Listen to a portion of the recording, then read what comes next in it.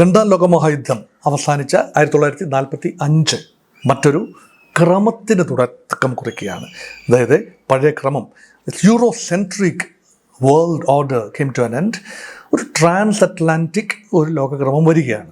അതോടൊപ്പം തന്നെ ശീതയുദ്ധവും തുടങ്ങുകയാണ്. ഐഡിയോളജിയുടെ അടിസ്ഥാനത്തിൽ റഷ്യയും സോവിയറ്റ് യൂണിയനും സഖ്യകക്ഷികളും ഒരു വശത്തും അമേരിക്കയും യൂറോപ്യൻ പാർട്ട്നേഴ്സും മറുവശത്തുമായി ശീതയുദ്ധം. അത് മറ്റൊരു ക്രമമാണ്.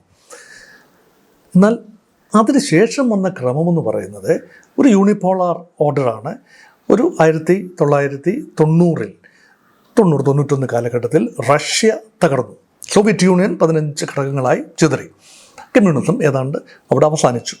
അങ്ങനെ വന്നപ്പോൾ അമേരിക്കയുടെ മാത്രമൊരു തേർവാഴ്ച, അത് യൂണിപോളാറിസം എന്ന് വേണമെങ്കിൽ പറയാം, അത് തുടരുകയാണെന്ന് സാങ്കേതികമായി പറയാമെങ്കിലും 2008-9 വർഷം ലോക മാന്ദ്യത്തിൻ്റെ മറ്റൊരു വർഷമാണ്. ആഗോള സാമ്പത്തിക മാന്ദ്യം, ഗ്ലോബൽ മെൽറ്റ് ഡൗൺ, അത് സംഭവിച്ചപ്പോൾ ലോക വിപണികൾ വീണ്ടും തകർന്നടിച്ചു.